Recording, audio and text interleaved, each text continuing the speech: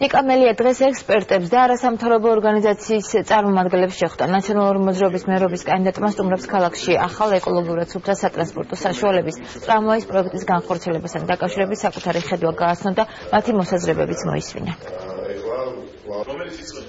სამწუხაროდ ავტომობილიზაციის პროცესი არის თბილისში ძალიან მძლავრი, რაც ბევრ პრობლემას იწვევს, გამონაბოლქვი, საცობები ხმაური და ერთ-ერთი არაჩვეულებრივი გამოსავალი ამ პრობლემის გადასაჭრელად არის ტრამვაის სისტემის შექმნა ქალაქში, რომელიც ზრდის საქალაქო ტრანსპორტის ეფექტურობას და ხელმისაწვდომობას და ყველაფერი ამისათვის არის მზად, პროექტი ჩვენ გვიდევს. დადებითი თვისებები ამ პროექტის ის არის, რომ ალტერნატივა ავტობუსებთან შედარებით იაფია, მაგრამ ცელვადიან ჭრილში თავარი ჩემი გადასახედიდან დანაზოგი ის არის, რომ ჯანმრთელობის თვალსაზრისით ეკოლოგიური კუთხით არის დიდი ინვესტიცია ჩადებული, რომელიც ყველა ჩვენთაგანის ჯანმრთელობაზე საბოლოო ჯამში აისახება.